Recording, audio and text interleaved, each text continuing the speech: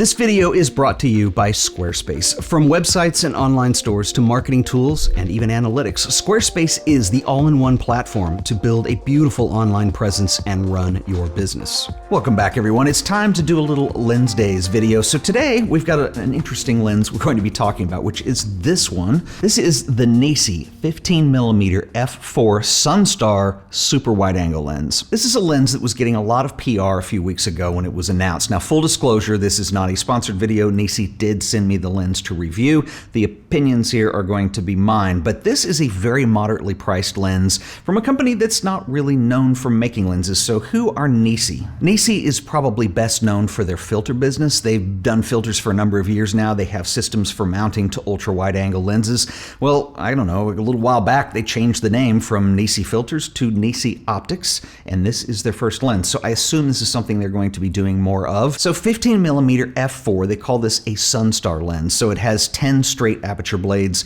and you pretty much get Sunstars at small points of lights at any aperture. And it comes in 4 different mounts. I'm obviously testing the Sony E-Mount version, but you can also get it in Canon RF, Nikon Z-Mount, as well as Fujifilm X-Mount. Fujifilm X-Mount is obviously APS-C size, so it ends up being a 22mm-ish equivalent, which gives you still a very unique prime lens in that lineup. Let's talk about optics. This lens features 12 elements in 10 groups. There's 1 aspherical element and 2 extra low dispersion elements. That is a lot of glass, but surprisingly this lens isn't very heavy. It's a lightweight lens. Now, it's not too lightweight. It doesn't feel plasticky or cheap. It doesn't weight the camera funny. I think they did a really nice job just with the ergonomics. Now, this lens is a manual focus design and features a manual aperture ring. Now, this can be declicked, but the downside of all this being fully manual is it also does not transmit EXIF data to the camera. And I'll get into that in a little bit because that's a little bit of a downside for me. But I think they've designed a pretty ergonomic lens that feels pretty good to use. It comes with a lens hood that snaps into place. You will need this. This is a little bit prone to flare. It's not horrible, but it does help to have the lens hood.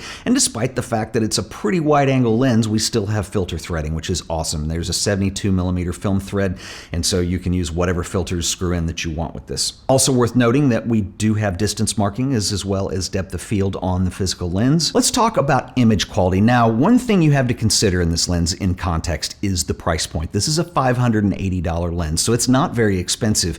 Within lens design, even with modern production, when you have price as a factor in the design of the lens, there usually is a lot you have to give up. I'm actually very impressed NiSi did it so well because this is their first lens coming out of the gate.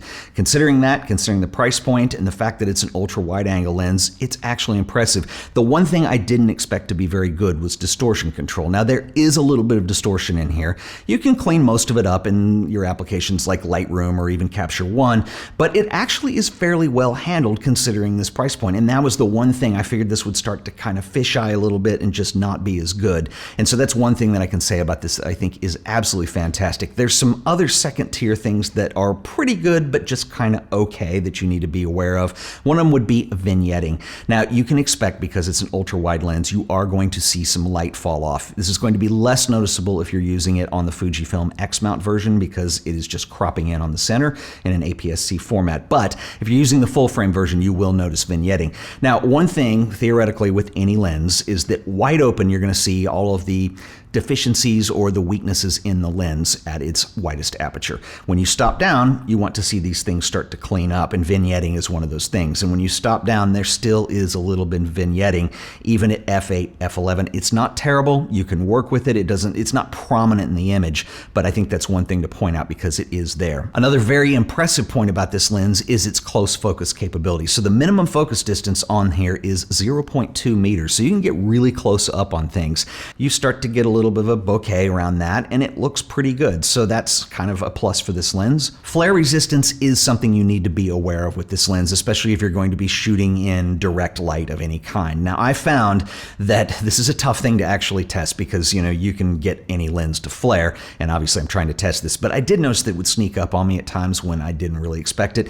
Just because of the nature it's a wide angle lens, you can just recompose slightly and usually get rid of it. You definitely want to be using that lens hood, but it's something to be aware of. So I want to talk some more about who this lens would be for, and I do have a couple cons to point out to you guys. But first, real quick, I want to give a shout out to our sponsor today, who are the awesome folks over at Squarespace.com. Squarespace is the easiest way to build a photography website and earn money while doing it. So start with one of their award-winning templates and build your site. You can drag and drop images to build beautiful galleries, so there's no code to write and no server to manage. Squarespace also have tools to make your website work for you. They now have member-only areas for managing an audience and communicating directly, complete with audience insights. Make money with their advanced e-commerce tools for merchandising, inventory management, secure payments, and you can also extend e-commerce with Squarespace extensions. These are third-party tools that let you manage inventory, bookkeeping, filing sales tax, and even shipping items across the globe. You can take your photography and turn it into a business that works for you. So head over to squarespace.com and sign up for the free trial. When you're ready to launch, go to squarespace.com/AOP and save 10% off your first purchase of a website or domain. Once again, that is squarespace.com/AOP. And I want to give a special shout out and thank you to Squarespace for sponsoring this video. Okay, so let's talk about some areas that I feel could be improved on, one that I think is a flat out con, and really who this lens is designed for. First, there is the elephant in the room that everybody puts importance on with any lens, which is sharpness and resolution. Now, at $580, I really didn't have incredible expectations for this, and I will say that it came in better than what I expected. I think it could be sharper. Now, I do want to note though, NiSi didn't tell me if this was a pre-production version, and of course there is things to take into account like copy variation, so on and so forth. This is something that might be different, and it may be just my copy, but I really expected this to be sharper. In fact, if we do a field curvature test, and the way that I do these is I take a picture of something flat that has texture, in this case the street, you can put it into Photoshop, you run it through the Find Edges filter, and what it does is it makes dark anything that's super sharp. And you're going to see that two things. You can see the field curvature in here, which is pretty well controlled for a lens at this price point, but it just doesn't extend to the corners like you want it to. In fact, it falls very short. Now, having said that, I will note something with this. The Mtf charts that they put on their site look really impressive. Now, I've looked at a lot of Mtf charts and actually used the lenses that they correlate to, and I will tell you, it was pretty kind of dismal with my A7R4. Now, that is not a fair comparison, putting a $580 lens on a $3,000 high megapixel camera. But I will say, when you scale back, the resolution is not as dependent. So if you use it on a 24 megapixel camera, in this case I'm using my A7 III, it does perform a little bit better.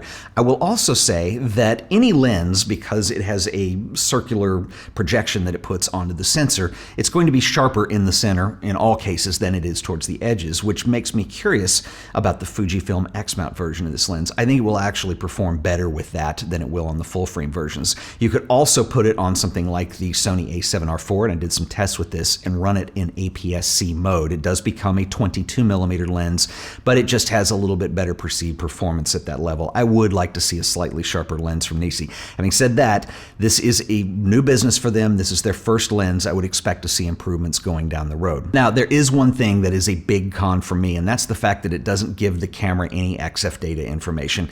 I'm pretty sure, or at least I'm going to guess, it's because they're supporting 4 different mounts out of the gate, but that's something that they really do need, especially, and I guess it's a little bit different when you're testing a lens for a review, but as I'm reviewing this lens and I'm looking back through my images, I can't tell what aperture anything was set to. I had to create an EXIF preset, an EXIF editor, just to get it to identify the lens so I could create a smart collection for that.